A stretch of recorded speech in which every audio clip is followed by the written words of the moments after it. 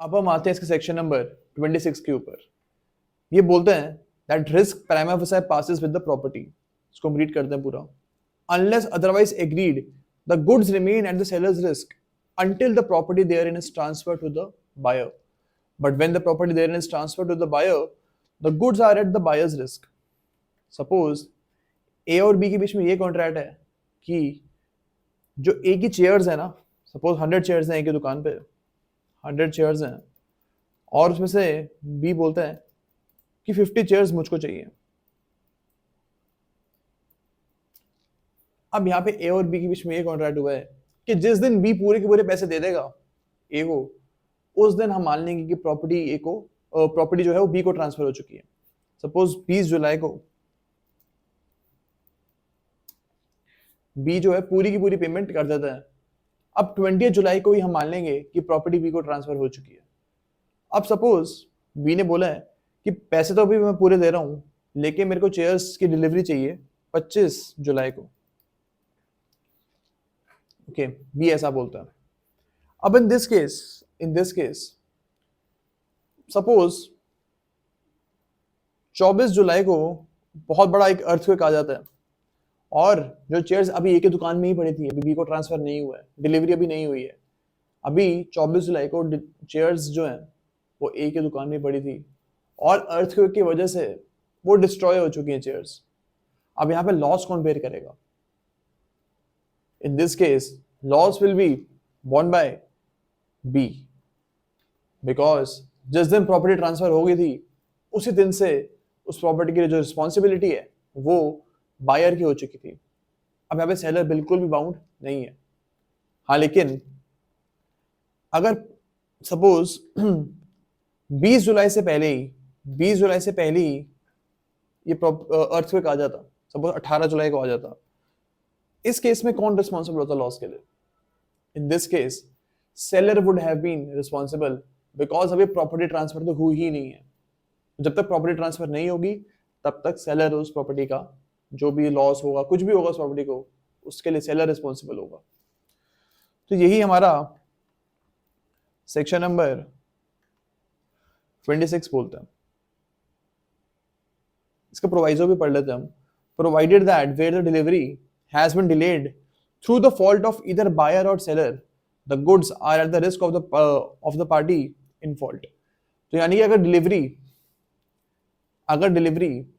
Delay हो रखी है, डिले हो ही जा रही है, सपोज बी ने बोला था कि मेरे को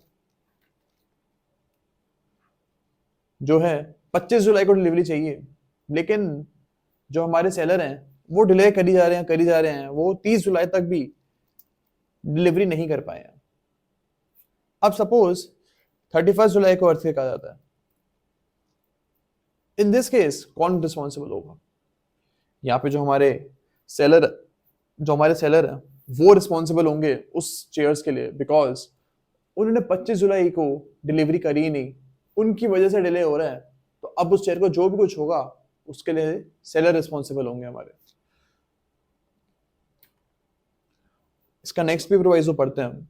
provided also that nothing in this section shall affect the duties and or liabilities of either seller or buyer as a bailee of the goods of the other party. तो मतलब suppose जो chairs हैं हमारी वो भी buyer की shop पे पड़ी हुई हैं, लेकिन जो चेयर्स हैं वो सेलर को ट्रांसफर हो चुकी हैं, लेकिन स्टिल अभी भी वो उसी की दुकान में पड़ी हुई है। तो यहाँ पे जो हमारे सेलर हैं उसको उन चेयर्स का पूरा ध्यान रखना पड़ेगा। उसको ऐसे ध्यान रखना पड़ेगा जैसे एक बेली रखता है, यानी कि सपोज एक पर्सन को सड़क पे कुछ प्रॉपर्टी मिल गई है तो वो ऐसा नहीं हो सकता कि उसको उठा के फेंक देगा, उसको उस प्रॉपर्टी का ध्यान रखना पड़ेगा, बिकॉज बेली की रिस्पॉन्सिबिलिटी होती है। कॉन्ट्रैक्ट एडवामेजेस पढ़ेंगे। ओके, तो यहाँ पे भी जो हमारे बायर हैं उनको चेयर्स का पूरा ध्यान रखना पड़ेगा। ऐसा नहीं है कि वो चेयर्स का ध्यान ही ना रखें। ओके, तो यही हमारा सेक्शन नंबर 26 बोलता है। अब हम आते हैं इसके सेक्शन नंबर 27 के ऊपर, जो बात करता है sale by person not the owner, इस कॉन्सेप्ट के बारे में। अब सपोज एक पर्सन है,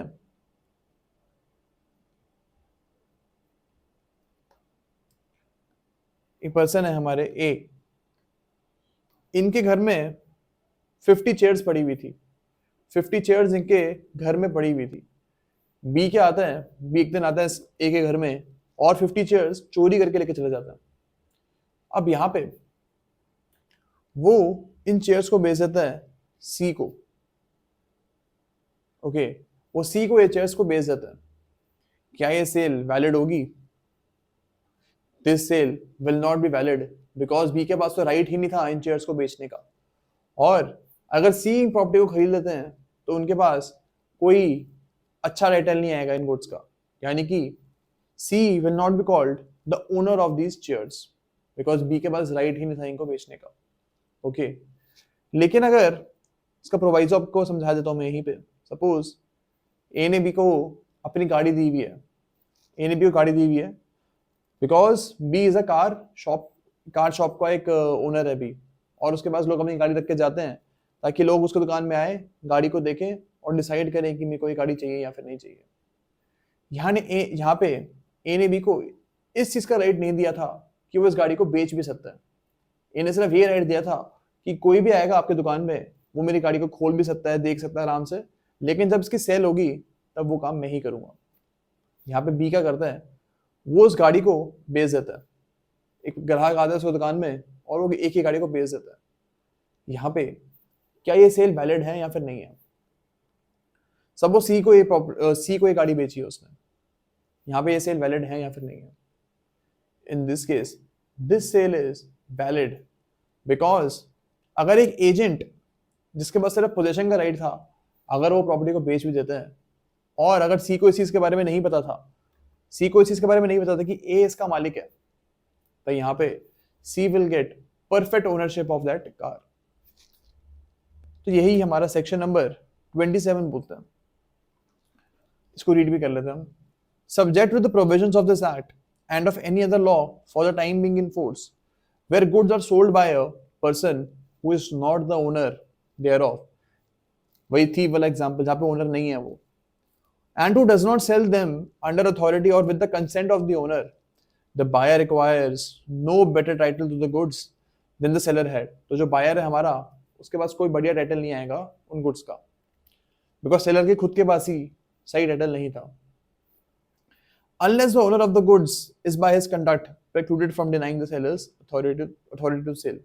तो बस हमको ये चीज याद रखनी है, हमने जो एग्जांपल हमने इसका पकड़ा था वो एकदम परफेक्ट एग्जांपल है टू अंडरस्टैंड दिस।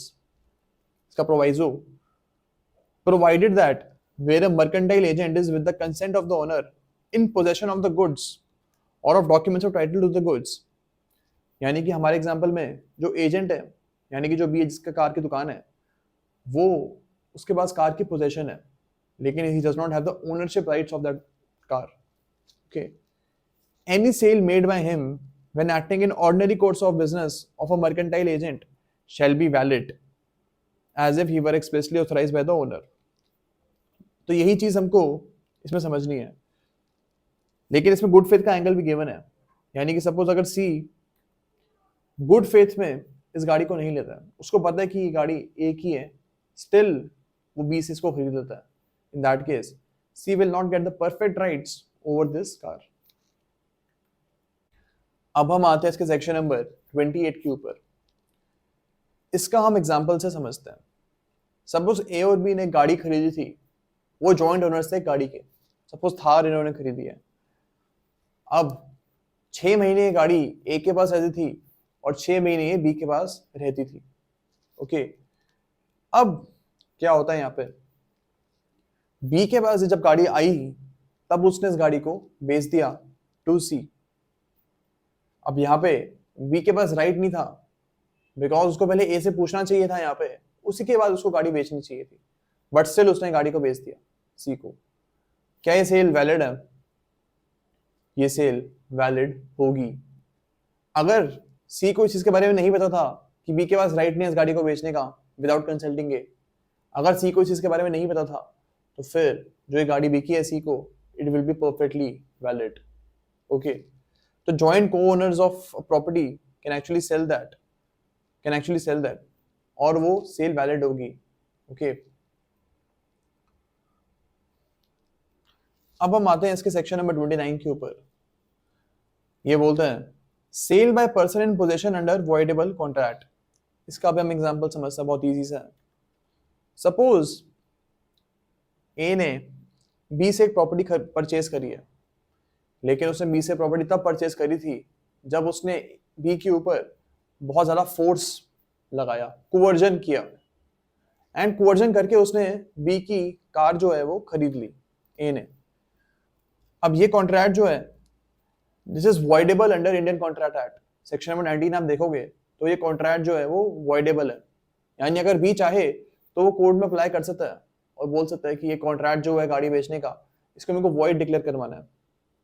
लेकिन हमारा सेक्शन नंबर 29 ये बोलता है कि इन दिस केस अगर बी ने ऐसे कोई एप्लीकेशन कोर्ट में नहीं डाली अभी तक कि आप इस कॉन्ट्रैक्ट को वॉइडेबल डिक्लेयर, इस कॉन्ट्रैक्ट को वॉइड डिक्लेयर कराइए, और ये कॉन्ट्रैक्ट अभी वॉइड डिक्लेयर नहीं हुए सपोज, तो इन दिस केस अगर ए इस प्रॉपर्टी को सी को बेच देता है तो ये जो सेल है ये वैलिड होगी, बिकॉज सी को इसके बारे में कोई जानकारी थी ही नहीं कि ए ने ये प्रॉपर्टी फोर्स के जरिए ली है, सी को इसके बारे में नहीं पता था, दैट इज वाई सी को हम पनिश नहीं करेंगे। लेकिन अगर सी को इस चीज के बारे में पता था कि ए ने इस प्रॉपर्टी को फोर्स के जरिए लिए है और स्टिल उसने ऐसे एक गाड़ी खरीद ली है, in that case this sale will not be valid. अब हम आते हैं सेक्शन नंबर 30 के ऊपर। इसको भी हम एग्जाम्पल से समझते हैं। फॉर एग्जाम्पल ए ने अपनी गाड़ी जो है वो बी को बेच दिया, लेकिन गाड़ी के जो पेपर हैं वो अभी भी ए के पास ही हैं। इन दिस केस ए क्या करता है, वो गाड़ी के पेपर सूजी के पास थे तो उसने सी को भी वो गाड़ी बेच दी, यानी सी से भी उसने पैसे ले लिए और सी को उसने ये बोला है कि ये जो गाड़ी है आपको मैं 2 दिन के बाद इसकी पोजेशन दे दूंगा। ओके, अब यहाँ पे ये गाड़ी कौन रखेगा अपने पास? सेक्शन नंबर 30 बोलता है कि इन दिस केस जो गाड़ी है वो सी को ट्रांसफर होगी, बिकॉज सी ने इस प्रॉपर्टी को गुड फेथ में परचेज किया था, इवन दो ए ने फ्रॉड किया है, स्टिल सी को इस चीज की हम पनिशमेंट नहीं दे सकते, और यहाँ पे जो प्रॉपर्टी है वो सी के पास चली जाएगी, प्रॉपर्टी यानी जो गाड़ी है वो सी के पास चली जाएगी। लेकिन बी का क्या होगा? In this case B can actually file a suit against A for breach of contract. B A के खिलाफ एक ब्रीच ऑफ कॉन्ट्रैक्ट का सूट फाइल कर सकता है और जो भी कंपनसेशन उसको क्लेम करना है वो ए के अगेंस्ट क्लेम कर सकता है। अब इसमें एक और चीज बोली है कि अगर सपोज ए ने अपना घर बी को लीज पे दे दिया, यानी बी टेनेंट है, बी क्या करता है वो इस प्रॉपर्टी को सी को बेच देता है। बी वहां का किराएदार है और घर के जो पेपर्स हैं वो भी घर में ही पड़े थे, ए उसको निकालना भूल गया, घर में पेपर पड़े हुए थे। बी क्या करता है, वो घर के पेपर्स का यूज करके सी को प्रॉपर्टी बेच देता है। क्या ये सेल वैलिड होगी? This sale will be valid. यहाँ पे अगर सी को इस चीज के बारे में नहीं पता था कि बी ओनर नहीं है, सी को अगर इस चीज के बारे में नहीं पता था, तो ये जो सेल हो चुकी है this will be valid and C will be the owner of this house now. And A का क्या, ए का नुकसान हो चुका है, ए क्या करेगा? A can file a suit against B, और वो बी से जो भी पैसे उसको मिले हैं सी से, B A can actually get that money from B, court में केस फाइल करेगा और बी से वो पैसे वापस निकलवाएगा। बट ये नहीं कर सकता है अब कि प्रॉपर्टी अपनी वापस ले ले, प्रॉपर्टी तो अब सी की हो चुकी है। ओके, तो ये हमारा सेक्शन नंबर 30 का क्लॉज 1 और क्लॉज 2 का एग्जांपल्स हैं और यही हमको याद रखना है। सेल्स ऑफ गुड्स एक्ट में से क्वेश्चंस आएंगे बहुत ही कम, पेपर में आप देखोगे अगर सिलेबस में आपके स्टेट सिलेबस में तो बहुत ही कम क्वेश्चंस आएंगे as compare to other acts. तो हमको इसको उसी वे में याद रखना है, इसके एग्जांपल्स को याद रखना है, और that's what we are doing. Okay, अब हम आते हैं इसके सेक्शन नंबर 31 के ऊपर, जहां से चैप्टर नंबर 4 भी स्टार्ट हो जाता है। तो हम इसको रीड करते हैं। It is the duty of the seller, it is duty to the seller to deliver the goods and of the buyer to accept and pay for them in accordance with the terms of the contract। यानी कि ये एक simple बात बोलता है कि एक seller की ड्यूटी क्या होगी कि वो गुड्स को डिलीवर कर दे, और बायर की ड्यूटी क्या होगी कि वो गुड्स की जो उसको सेलर ने गुड्स दिए हैं उसके पैसे वो सेलर को दे दे, तो ये बायर की ड्यूटी होगी। सिंपल सी बात बोलता है ये। अब हम आते हैं इसके सेक्शन नंबर 32 के ऊपर। एक सिंपल सी बात बोलता है that payment and delivery are concurrent conditions, यानी कि जो सेलर हैं उनको हर टाइम विलिंग होना पड़ेगा कि वो प्रॉपर्टी को बेच दें, और जो बायर हैं उनके पास जो पैसे हैं वो हमेशा रेडी रहने पड़ेंगे कि जैसे ही सेलर मेरे को प्रॉपर्टी देगा उसी टाइम मैं उसको जो है पैसे भी दे दूंगा। तो दोनों पार्टीज को हमेशा रेडी एंड विलिंग रहना पड़ेगा। ये नहीं हो सकता है कि जो बायर है हमारे वो जा रहे हैं एक चीज को खरीदने के लिए और उनके अकाउंट में पैसे ही नहीं है, उनको लग रहा है कि 2 दिन बाद डिलीवरी होगी तब तक मेरे पास पैसे आ जाएंगे। ऐसा नहीं होना चाहिए। जब आप कॉन्ट्रैक्ट ऑफ सेल करने जा रहे हो उस टाइम आपके पास पूरी की पूरी जो पैसे हैं उस सेल को करने के लिए वो होने चाहिए, एंड जो हमारे सेलर है उनके पास भी प्रॉपर्टी पड़ी होनी चाहिए। अब हम आते हैं इसके सेक्शन नंबर 33 के ऊपर। सेक्शन नंबर 33 बोलता है delivery of goods sold may be made by doing anything which the parties agree shall be treated as delivery or which has the effect of putting the goods in the possession of the buyer or of any person authorized to hold them on his behalf। यानी कि delivery कौन से method से हो सकती है? Delivery कोई भी मेथड हो सकती है जो पार्टीज ने एग्री करा है। सपोज बी एक बायर है, बी ने बोला है सेलर ए को कि जब भी आप गुड्स लेके आओगे तब आप उन गुड्स को सी को दे देना, सी मेरा सर्वेंट है एंड आप गुड्स को सी को डिलीवर कर देना। अब यहाँ पे जैसे ही ए सी को प्रॉपर्टी डिलीवर कर देता है उस टाइम माना जाएगा कि डिलीवरी पूरी हो चुकी है। अब सी अगर उस प्रॉपर्टी को लेकर भाग भी जाता है तो वहां पे हम ए को रिस्पॉन्सिबल नहीं ठहराएंगे, बिकॉज बी ने ही बोला था कि मेरी जो प्रॉपर्टी वो आप सी को दे देना। ओके, और अगर उनके बीच में ऐसा कॉन्ट्रैक्ट है कि बी बोलता है को कि प्रॉपर्टी आपको सिर्फ और सिर्फ मुझको ही देनी है और किसी को नहीं देनी आपको ये प्रॉपर्टी, तो ए को प्रॉपर्टी सिर्फ बी को ही देनी पड़ेगी, तभी डिलीवरी पूरी मानी जाएगी। अगर ये प्रॉपर्टी किसी और को दे देता है, सपोज सी को दे देता है वो, इन दैट केस डिलीवरी पूरी नहीं मानी जाएगी। ओके, तो ये कॉन्ट्रैक्ट के ऊपर डिपेंड करेगा। अब हम आते हैं इसके सेक्शन नंबर 34 के ऊपर। ये बात करता है इफेक्ट ऑफ पार्ट डिलीवरी की। इसको हम रीड करते हैं। A delivery of part of goods in progress of the delivery of the whole has the same effect for the purpose of passing the goods in such goods for the purpose of passing the property in such goods as a delivery of the whole। यानी कि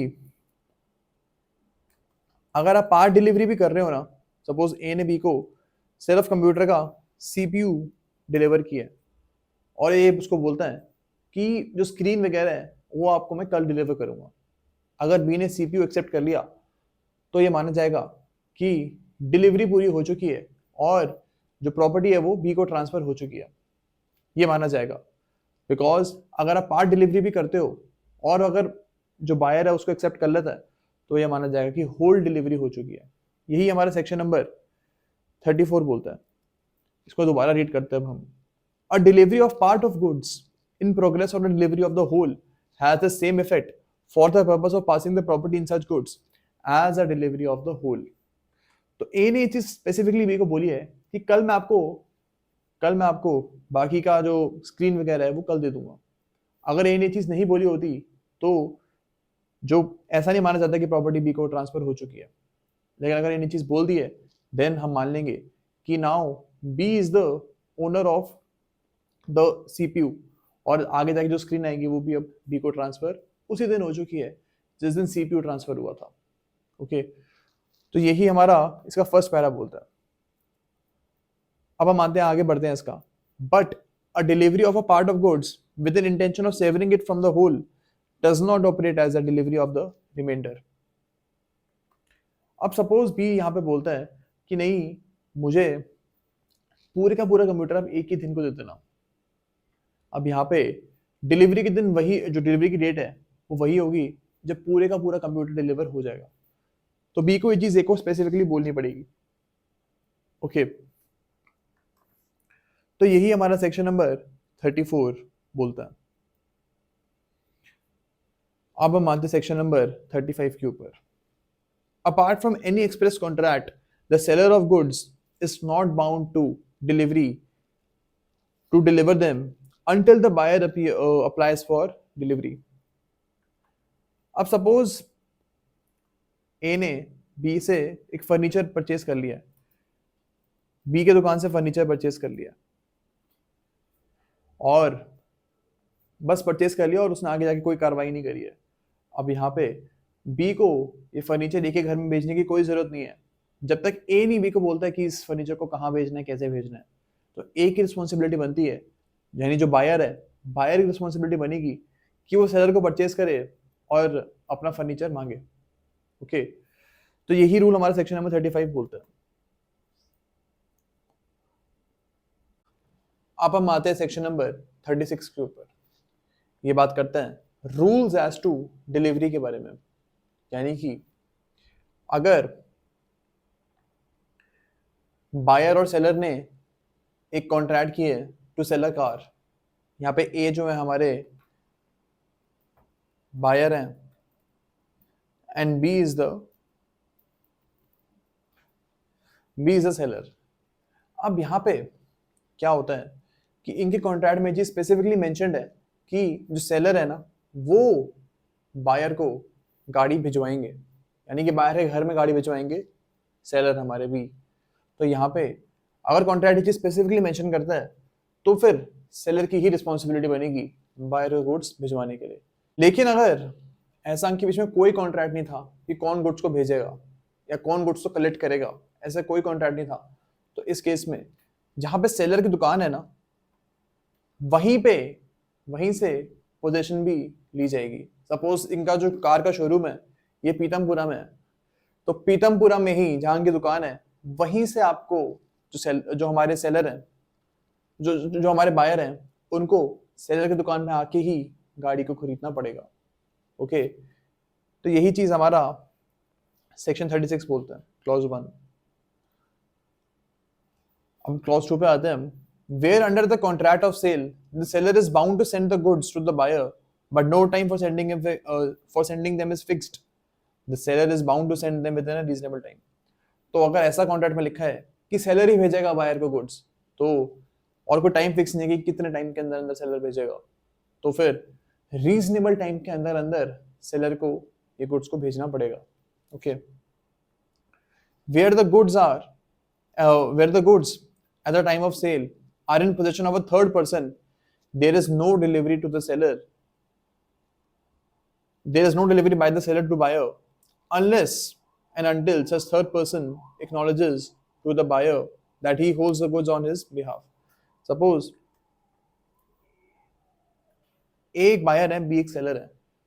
B बोलते हैं कि जो गाड़ी मैं आपको बेचने वाला हूं ना वो अभी गैराज में रखी हुई है और गैराज का ओनर है सी। अब यहाँ पे जो सेल है कार की वो तब तक पूरी नहीं होगी जब तक सी ए को ये नहीं बोलता था कि हाँ बी की गाड़ी मेरे पास ही पड़ी हुई है और मैं आपको ये चीज डिलीवर कर दूंगा। तो सी को ये चीज एक्नॉलेज करनी पड़ेगी कि बी की गाड़ी ए के पास, बी की जो गाड़ी है वो सी के पास ही रखी हुई है। ओके, जब तक एक्नॉलेजमेंट नहीं आएगी तब तक ये जो सेल है ये कंप्लीट नहीं होगी। इसके हम प्रोवाइजो पे आते हैं। इसका प्रोवाइजो ये बोलता है कि जब तक सी अपनी एक्नॉलेजमेंट नहीं दे देता तब तक ऐसा नहीं है कि बी प्रॉपर्टी के जो पेपर्स हैं वो ए को ट्रांसफर नहीं कर सकता। बी ये काम कर सकता है, बी प्रॉपर्टी के जो पेपर्स हैं वो ए को ट्रांसफर कर सकता है और उसके बाद अगर सी की एक्नॉलेजमेंट आती है तो वो चीज भी वैलिड होगी, यानी कि सी के एक्नॉलेजमेंट से पहले भी बी प्रॉपर्टी जो गाड़ी के पेपर है वो ए के नाम पे कर सकता है। अब हम आते हैं सर क्लॉज नंबर 4 के ऊपर। एक सिंपल सी बात बोलता है कि जो हमारे सेलर है ना या फिर जो हमारे बायर है, इनको जो डिमांड है ये विद इन रीजनेबल टाइम ही विद इन रीजनेबल आवर्स ही करना चाहिए। सपोज सेलर एक है हमारा बी, वो ए को बोलता है कि आप गाड़ी लेने अभी आ जाओ, लेकिन टाइम क्या था उस टाइम पे, रात के 2 बज रहे थे। तो ऐसा नहीं हो सकता है। जो ये डिमांड आप कर रहे हो या रिक्वेस्ट आप कर रहे हो ये आपको विद इन रीजनेबल टाइम ही, विद इन रीजनेबल आवर ही करना चाहिए, यानी जो ऑफिस आवर्स हैं उसी टाइम में आपको डिलीवरी कार की करनी पड़ेगी। और अगर डिमांड करनी है आपको डिलीवरी की वो भी आपको विद इन रीजनेबल आवर्स ही करना पड़ेगा। अब हम आते हैं क्लॉज नंबर 5 के ऊपर। एक सिंपल सी बात बोलता है कि अगर सपोज हमारी गाड़ी जो है वो चल नहीं रही है, इट्स नॉट वर्किंग, तो सेलर की रिस्पॉन्सिबिलिटी बनेगी, जो हमारे इस केस में बी है उनकी रिस्पॉन्सिबिलिटी बनेगी कि उस गाड़ी को ठीक करे और उसके बाद फिर वो उस गाड़ी को ए को डिलीवर करें। तो ये रिस्पॉन्सिबिलिटी बी की ही बनेगी।